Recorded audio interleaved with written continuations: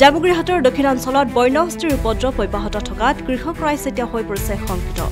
কাজিৰঙা ৰাষ্ট্ৰীয় উদ্যানৰ ষষ্ঠ সংযোজন এলেকাৰ পৰা খাদ্যৰ সন্ধানত নিশাৰ ভাগত ওলাই অহা বনৰীয়া হাতীজাকীয় অঞ্চলটোৰ পানপুৰ, হকমা, আমদৰা, বিষ্ণুপুৰ আদিকে ধৰি বিভিন্ন গাঁৱত উপদ্ৰৱ চলাই কৃষক ৰাইজৰ ধান খেতিৰ লগতে সৰিয়হ, মটৰ মাতলি তহিলং কৰিছে। বন্যহস্তীৰ উপদ্ৰৱৰ বাবে একাংশ কৃষকে এতিয়া কেঁচা ধানকে কাটিবলৈ হৈ পৰিছে বাধ্য। অঞ্চলটোত বনৰীয়া হাতীৰ উপদ্ৰৱ ৰোধ কৰাৰ ক্ষেত্ৰত বন বিভাগে যেনেধৰণে পদক্ষেপ গ্ৰহণ কৰিব লাগিছিল তেনেদৰে গ্ৰহণ নকৰাৰ অভিযোগ উত্থাপিত হৈছে। হাতী আহে, হাতী জাক জাক গধূলা আহে, হাতী সদায় আহে। এই গধূলা হ'লে মানে 6টা বাজিল মতে হাতী এইফালে আহেই আৰু একদম কণ্টিনিউ আহে, তাৰমানে বাকী নাই। এই গোটেই কিনাৰটো মানুহে হৈ হুলস্থুল কৰে, আহি পেলাই তথাপিও মানে মানুহৰ কেয়াৰ নকৰে, কিমান মান আহে আৰু ডেইলি 7টা, 8টা, 9টা, 10টা মানে হিচাপ নাই আৰু। সৰিয়হ, মাহ, ইয়াত মটৰ মাহ আছে, ৰঙালাও আছে, হেৰি আলুগুটি আছে, চব খেতিয়ে মানে নষ্ট কৰি আছে। ধান খেতিটো সোমাইছেগৈ আৰু ইয়াত সৰিয়হ পৰ দি যাওঁতেহে ধান খেতি পাইছেগৈ, সেইখিনি খেতি পাইছেগৈ চব। আমাৰ অনিষ্ট হৈছে, প্ৰত্যেকৰে হৈছে। ইয়াত কাৰো নাই হোৱা বুলি ক'ব নোৱাৰে, কোনো প্ৰত্যেকৰে হৈছে।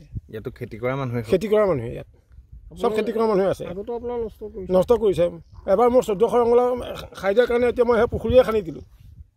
1400 ৰঙালাও, গন্তি ৰঙালাও মই গন্তি কৰি থৈ দিছিলোঁ, সেইকাৰণে এইবাৰ পুখুৰীয়ে খান্দি দিলোঁ। এবাৰ হাতী উৎপাতত ক'ৰ পৰা আহে হাতী? কাজিৰঙাৰ পৰাই আহে, নদীৰ সিপাৰৰ পৰা আহে।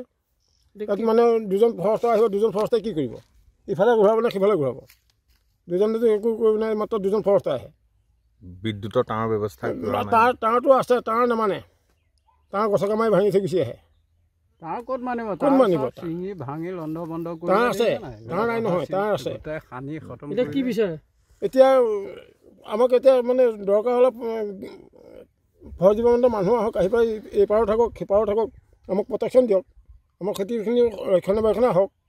আহি আছে আমাৰ, কালিও গণিছোঁ 18টা আহিছে এক লগত, সদায় আহি আছে। গাঁৱতো সোমাইছিলে, গাঁৱতো সোমাই আছে। আমাৰ এই পথাৰত খাই চেচেই কৰিলে হাতী, আৰু সেইটো আৰু কাটিবলৈ নাই। আৰু এইটোতো আপোনালোকে চাইছে, আৰু এইটো চাওক কিমান খাই আছে। হাতী যদি এটা খেতিৰ পৰা যায় তেতিয়াহ'লে সেই খেতিটোৰ ব্যৱস্থা কি হ'ব কওক? কেঁচা ধান গছকি দিলেতো খতম হৈ যাব চব। আৰু খাইছেও বহুত। আৰু ধৰক 18টা হাতী এটা একফালৰ পৰা গ'লে এবিঘা ধান লৈ যায় একেবাৰে। তেখেতৰ হাত ভৰি আৰু সৰু নহয়। আৰু কি অনিষ্ট কৰিছে? অনিষ্ট গাঁৱত এতিয়া হোৱা নাই বাৰু এতিয়ালৈকে, কিন্তু কালি সন্ধিয়া সোমাইছিলে গাঁৱত, 5টা সোমাইছিলে গাঁৱত। সন্ধিয়া ধৰক আপোনাৰ 8:30মান পাইছিলে আৰু। খালি ধান খেতি নষ্ট কৰিছে? ধান নষ্ট কৰিছে, কিন্তু ৰাইজৰ ধৰক এতিয়া ইমান কষ্ট কৰি ধানটো ৰুইছে, এতিয়া ধৰক 1 বিঘা ধান যদি খাই দিয়ে তেতিয়াহ'লেতো আৰু মানে দুখীয়া মানুহ কিছুমান অসুবিধা হ'ব অলপ। ফৰেষ্টৰ আহে নে? নাই।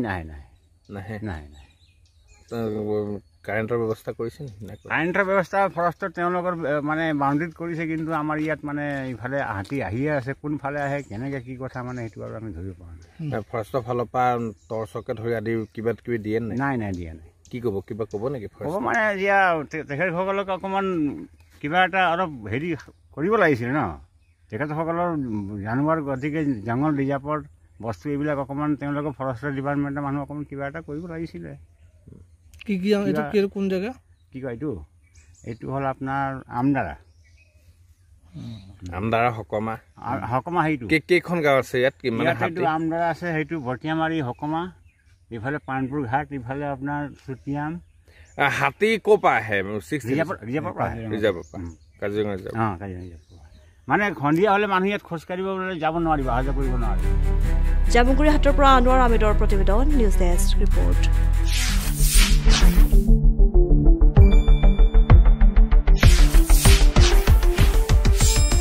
শুদ্ধ আৰু বিস্তৃত বাতৰিৰ বাবে চাই থাকক নিউজ ডেস্ক ৰিপৰ্ট।